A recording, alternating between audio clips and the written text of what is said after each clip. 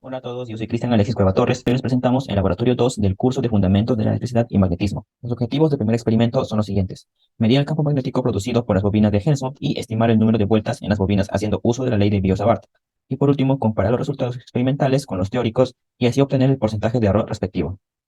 Los objetivos del segundo experimento son estos: realizar múltiples experimentos de inducción electromagnética comprobando cualitativamente la ley de Faraday, analizar e interpretar el principio de inducción electromagnética mediante la realización de los experimentos y, por último, estimar el tiempo real de prendido y apagado de la fuente utilizando la ley de Faraday. El procedimiento se basa en la medición de todos los instrumentos que hemos usado en el experimento y la medición del campo magnético usando tres diferentes valores de corriente. Las mediciones del campo magnético con las corrientes asignadas. Usamos tres valores de corrientes que son 1.5, 2 y 2.5 amperios. Acá tenemos las tres gráficas correspondientes a estas corrientes. Y el campo promedio que resultó fueron 1.76 militeslas, 2.30 militeslas y por último 2.81 militeslas para las corrientes de 1.5, 2 y 2.5 amperios respectivamente. Ahora usamos la medición del campo magnético de las bobinas en serie.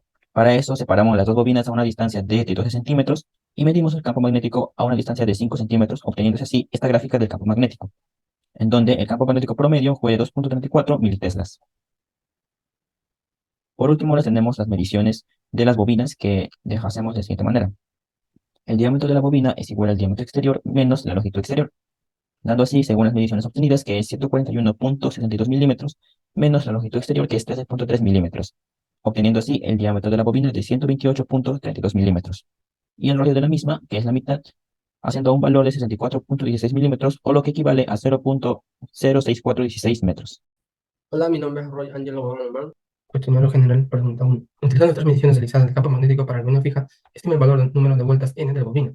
Para calcular el número de vueltas de la bobina en cada una de las corrientes, utilizamos el de Faraday, que nos dice que el campo magnético es igual a terminal del vacío por intensidad por el número de vueltas entre las veces de radio. En este caso, la bobina es una espiral circular y por ello aplicamos la fórmula mencionada donde tenemos en cuenta los siguientes datos.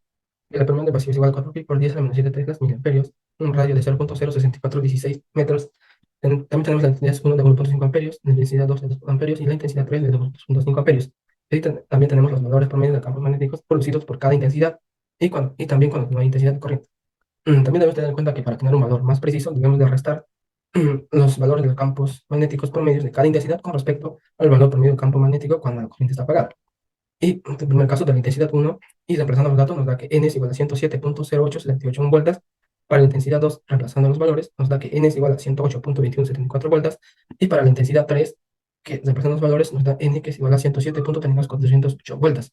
Y para tener el valor de entre los tres, realizamos el valor promedio, que nos da de 107.542106 vueltas.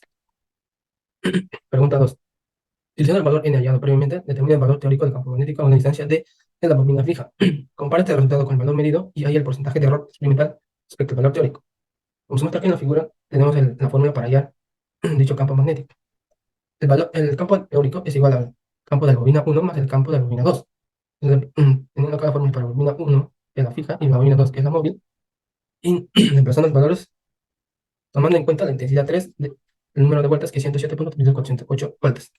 Y reemplazando todos los valores, nos da que el campo teórico es 2.0937 militeslas. Una vez hallado el campo magnético de forma teórica, calculamos el margen de error en base del campo experimental con la siguiente fórmula, que es el porcentaje de error es igual al campo teórico menos el campo de las dos bobinas entre el campo teórico por todo por 100%. Y reemplazando los valores, nos da que nuestro porcentaje o nuestro margen de error es 2.741%. Hola, ¿qué tal? Mi nombre es Luis Weber Manza, experimento 2. El procedimiento que seguimos para este experimento fue configuramos la fuente a una corriente de 2.5 amperes, que es la corriente que transmitieron de datos. Luego, acercaremos las dos bobinas, la fija y la móvil, de tal manera que conectaremos la fija y en el centro de la bobina móvil midiremos el campo magnético. Después de ello programaremos el logger pro a una toma de 10.000 muestras por segundo, un intervalo de 10 segundos largo. Luego realizaremos el experimento de apagar y prender la fuente de tal manera que veremos 4 picos. Luego realizaremos dos experimentos adicionales, uno con un imán y el otro con dos imanes para comprobar la ley de Faraday. En este caso también realizaremos el experimento de apagar y prender, de tal manera que veremos 4 picos. Ahora, primero, juntaremos las dos bobinas tanto la fija como la móvil. Una vez que están juntas, mediremos el campo magnético en la móvil. Y vemos que el gráfico tiene la siguiente variación, donde el campo magnético promedio va a ser 1.502 militeslas. Ahora, al momento de prender solamente, apagar y prender la fuente, en la primera prueba obtenemos lo siguiente. Primero, está apagado, vemos que está apagado, mantiene esta variación. Luego prendemos y se genera este pico. Después de un rato está prendido, baja, y luego apagamos y genera este pico negativo. Luego sigue así, luego prendemos y genera otro pico. Así, de igual manera, para el apagado. De esta manera lo tabulamos en una tabla y en apagado 1 y apagado 2, y prendido 1 y prendido 2, donde se obtienen los siguientes datos de corrientes. Ahora, para la segunda prueba también realizamos lo mismo, pero en este caso vemos que hay unos pequeños márgenes de errores que lo utilizaremos como data. Primero, está apagado, luego lo prendemos y genera un pico alto, pero a la vez también se genera en un cierto instante un pico negativo. Luego se estabiliza, luego apagamos y también vemos que se genera un pequeño pico positivo también. Y de esta manera se generan dos picos, ¿no? Dos picos positivos que son para los prendidos y los demás que son para el apagado. También lo realizamos en una tabla, apagado 1 y apagado 2 y prendido 1 y prendido 2. Pero todo lo englobamos en una tabla general, que es prueba, apagado y prendido, que son 4 pruebas en total. El promedio, entonces, del apagado de la corriente es menos 0.163 amperes y del prendido es 0.372 amperes. Ahora, para las mediciones adicionales, primero, en la bobina fija, acercamos poco a poco un imán primero. Cuando está cerca, esperamos un tiempo y luego lo prendemos y vemos que se genera este pico. Y el imán empieza a rotar solo, por acción, claro, del campo magnético y también de su flujo, que en este caso va a variar un poco, y vemos que se genera así, hay una variación. Y luego lo apagamos y vemos que empieza a girar, pero ya no tan desmedido, por decirlo así, y no tan violento, pero por acción del centroide y de la gravedad empieza a girarse solo, porque ya había girado. Luego lo volvemos a prender la fuente y vemos que se genera un pico mayor y empieza a rotar un poco más. Después de un rato lo apagamos. De esta manera también lo tabulamos y vemos que en apagado 1, apagado 2, prendido 1, prendido 2. El promedio cuando empieza a girar solo el imán es de 0.341 amperes de la corriente, claro. Ahora, en el último, en la corriente, cuando acercamos esta vez dos imanes juntos, cuando ya está cerca, empezamos a prender la fuente y lo movemos nosotros. Ayudamos a mover al imán y vemos que se genera una violenta variación, por decirlo así, de la corriente, como se ve en la imagen. Luego lo volvemos a apagar y por acción, ya lo dije, del centro y de la gravedad empieza solo a girar. Luego de un rato lo volvemos a prender y ayudamos también al imán y vemos que se genera igual, una mayor variación. Y igualito, lo volvemos a una tabla de apagado 1, apagado 2, prendido 1 y prendido 2. En el promedio de los prendidos, en este caso, es un poco mayor, que es 0.385 amperes. Ahora, la pregunta 1. Nos dice que utilizamos la ley de Faraday y los datos recopilados para determinar el tiempo de prendido, el tiempo que le toma llegar a la fuente de 0 voltios a un voltaje estable y el tiempo también para el apagado, claro. Tenemos que asumir que el intervalo del voltaje varía linealmente. Para ello, primero el campo magnético promedio de la corriente I3 va a ser 2.5 amperes. El campo magnético ya lo calculamos que es 1.502 militeslas. Y la variación cuando no hay corriente va a ser 0 militeslas, por decirlo así. Ahora, el número de vueltas, como ya lo tuvimos de la pregunta anterior, es de 107. Luego, primero veamos la variación del campo magnético. En este caso sería el campo de la corriente I3 menos el campo cuando la corriente es 0. Nunca obtuvimos la variación. Luego, tenemos que aplicar la fórmula de la fuerza electromotriz, donde es el valor absoluto del menos el número de vueltas por el área por la variación del campo magnético sobre la variación del tiempo, donde a la vez sabemos que la fuerza electromotriz es igual a la corriente inducida por la resistencia. Ahora, para el apagado, realizando la siguiente tabulación de las tablas, vemos que su promedio es 0.163 amperes. Ahora, para calcular la resistencia, como ya tenemos datos que la intensidad es 2.5 amperes, no, 2.5 amperes y el voltaje es 1.5 de la fuente, aplicamos VIR y sabemos que la resistencia es igual a 0.6. No olvidar que el área es pi por radio cuadrado, como es una circunferencia de la bobina. Ahora, reemplazamos en la fuerza electromotriz en la FEM, donde el número de vueltas por el área, por la variación del campo magnético que ya hemos hecho sobre la variación del tiempo, donde a su vez la FEM también es igual a la intensidad inducida, a la corriente inducida por la resistencia. Reemplazamos en estos datos y vemos que la variación del tiempo para el apagado va a ser 0,0213 segundos, que es relativamente pequeño. Este es el tiempo que se demora en estabilizarse el voltaje. Ahora, cuando lo prendemos, también lo tabulamos de la siguiente forma, obtenemos un promedio de la corriente inducida de 0.372 amperes. Lo mismo, aplicamos la fórmula de la frecuencia electromotriz, menos el número de vueltas por el área por la variación del campo magnético sobre la variación del tiempo. Sabemos que la resistencia es 0.6. Reemplazamos la fórmula y vemos que la variación del tiempo es 0,0929 segundos. En este caso, se demora un poco más en estabilizarse cuando se prende la fuente. Ahora, en la pregunta 2, explique otros métodos utilizados para producir FEM inducida y compare los resultados obtenidos. ¿En cuál de estos se obtuvo mayor fuerza electromotriz y por qué? Bueno, nosotros sabemos que la FEM inducida es igual a la corriente inducida por la resistencia. Del dato anterior sabemos que la resistencia es 0.6. Ya, en este caso, primero tabulamos para cuando acercamos el imán y sin acción de ninguna fuerza externa, no ayudamos al imán y el imán gira solo. En este caso se obtienen los siguientes datos, 0.341 amperes de promedio.